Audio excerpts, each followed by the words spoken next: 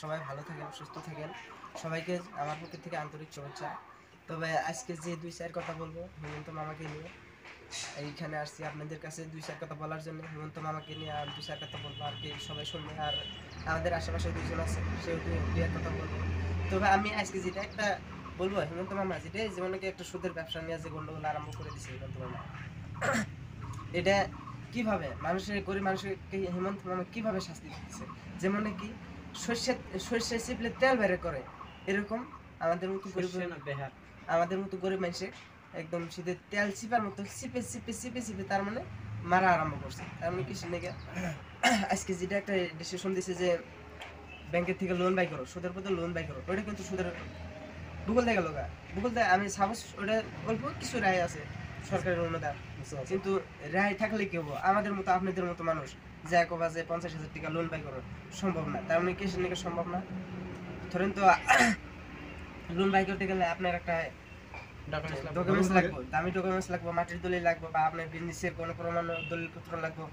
আপনার মতো আমাদের মতো তাদের মতো কোনো গরিব দুঃখী মানুষের কোনো বিজনেসের কোনো কিছুই নেই। তাহলে আমরা এই মানুষগুলো কি করবো? নিঘাত মারা হবো। আমাদের ইমার্জেন্সি 50,000 টাকা দরকার, আমার রুগীর একটা ইমার্জেন্সি মেডিকেলে, তাহলে তখন কি হবো? এই পয়সা বের করে রুগীটা নিঘাত মারা হবো। তাহলে এই ব্যবসাটা ডাইরেক্ট বন্ধ করে দিছে। যেমন কি মানুষ করে আমাদের মতো আপনাদের মতো মানুষকে নিঘাত মারা ফেলাবে। তবু আমার পক্ষে থেকে এটা যেমন কি সম্ভব হয় না, কিন্তু আপনাদের কি এই যে মানুষে সুদের মানুষের লোন কিবা তোমার ব্যাংক থেকে লোন না লাগে কিবা না লাগে, কিন্তু আজকে লোন নিবার যে আজকে 1 মাস 15-20 দিন ঘোরা লাগে। আমার ঘুরতে ঘুরতে বাড়াইতে মনে হয় 5,000 টাকা ইয়ে টাকা এত ঘুরলে কোন থেকে আমার লোন নেবো? আজকে আমার আজকে পয়সা খুব টাকা খুব আর্জেন্ট, এই পয়সাটা আমি কোন থেকে পাই? সাপোজ আমার 800 টাকায় যদি 1000 নিল, 500 নিল, আমি টাকা বর্তমান লোকের ফেরত পাই কেন? কিবা একটা বিজনেস করতে পারি, কিবা পোলাহানের কিবা বিপদটা রক্ষা হইলো তো টাকা আমার ব্যক্তি অসুখ কিবা বিপদ হয়, টাকা আমি আর্জেন্ট নিলাম, আমার 2টা যদি পয়সা বেশিও যাওয়া যায়, আমি পয়সাটা লোকের ফেরত পাই। আর ব্যাংকে গেলো, আর ব্যাংকে গেলে কি হয়? ব্যাংকে গেলে কি হয়? আজকে না কালকে পরশু এরকম করে আমার ভাড়ায় 5,000 টাকা ভাড়া যদি 5,000 টাকা, তাও ব্যাংকে যায় মিনারের কাছে যায়, মিনারের কাছে একবার তেল মারতে মারতে 4-5 কেজি তেল জায়গা এত তেল মারা থেকে আমরা এত তেল করুন কিরম মারবো আমরা কোন তাই?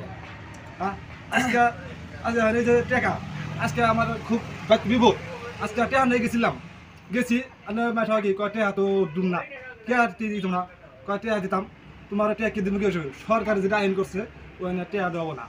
তুমি যদি টাকা না দেওয়া তাহলে আজকে আমার বিপদ, আজকে আমি টাকাটা কম দিলাম তাই বলতাম না। আমি এত বিপদ আছে, একটা কামাই নাই কিছু নাই, তাহলে পয়সা আমি এই যে লোন আমি দিব কবে দিব কবে খাবো?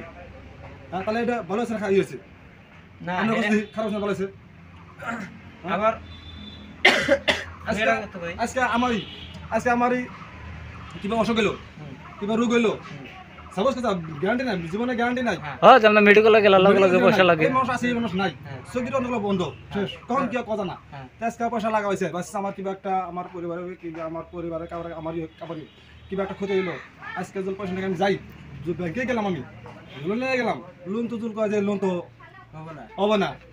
আচ্ছা ওখান থেকে আমরা আরেকখানে যাই, আপনার এখানে গেলাম, ভাই পয়সা দেওয়া 5,000, আপনি কি করবেন?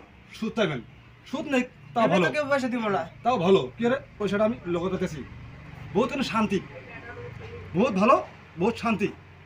কিন্তু এই লোনের আসলে মানুষ জীবনটা শেষ যাবে কি রে, মানুষ মইরা ভূত যাবে।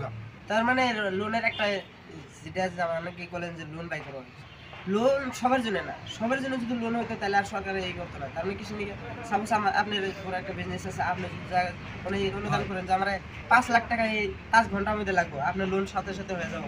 কিন্তু আমার মতো আপনার মতো করে মানুষ যখন জানো যে এখন আমার 50,000 টাকা লোন লাগে, শোন 1 নম্বরে যায় কবে যে তোমার ডিসিশন দাও, যার পরে আপনি ডাইরেক্ট ওটা দেওয়ার পরে ডাইরেক্ট কব যে আপনি কি বিজনেস করেন, বা কি আপনার মাটি কতখানি আছে, বা আপনার সম্পত্তি কতখানি আছে, এই সম্পত্তির উপরে অন্য ধারণ করে আপনাকে ওই লোন দেব, যে আপনার সম্পত্তির উপরে আপনার পয়সার উপরে ঢাল খায় কিনা সেটা গেলাম। আপনার সম্পত্তি আছে, আপনি লোনটা পেয়েছেন, আমার সম্পত্তি নাই, টাকা পয়সা নাই, আমারও তো লোন দেওয়া হবো না। হ্যাঁ। তাহলে আমি মাছটা তাহলে আমি মাছটা নির্ঘাত মারা পড়বে। নির্গত মারা পারবো না হ্যাঁ। আমার তো কিছু না হ্যাঁ। তাহলে আমার কি কাটাবো সুদে আনাবো সেটা আর- ব্যাংকে তো হবো না না। কারণ ড্রেস লাগে মাটির দলিল লাগে কিবা লাগে পয়সাদার লাগে ওইটা আনতে লাগে ওইটা আনতে লাগে আমি এগুলা কই থেকে আনবো হ্যাঁ।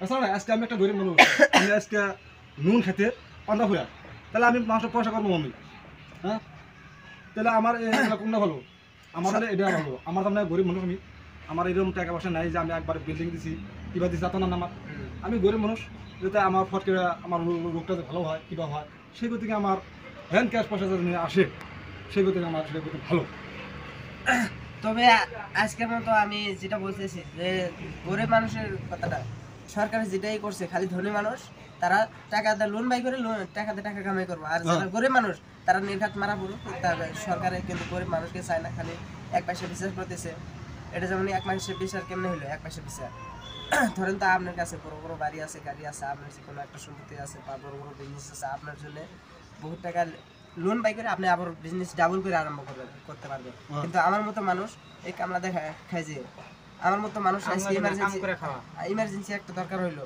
আমি কিন্তু তখন কি করবো পয়সাটা পাবো না যার কারণ সে মারাই পড়বো সেজন্য সরকার চাইছে গরিব মানুষ সরকারের গরিব মানুষ চানাই ধনী মানুষ চাইছে ধনী মানুষ সেই জন্য আমার পক্ষ থেকে আমি বলতেছি এখন হাই গাইস আপনাদের কাছে কেমন লাগলো বা এই ভিডিওটা শেয়ার করবেন কমেন্ট করবেন আর যেন এই ভিডিওটা যিনি সবার কাছে কাছে যায় আর সবাই যিনি দেখতে পায় আর এই কোন পক্ষে কি হইলো না হইলো আমি নেই বলছি না অন্যায় বলছি এটা সবাই কমেন্টে জানাবেন বেশি বেশি শেয়ার করো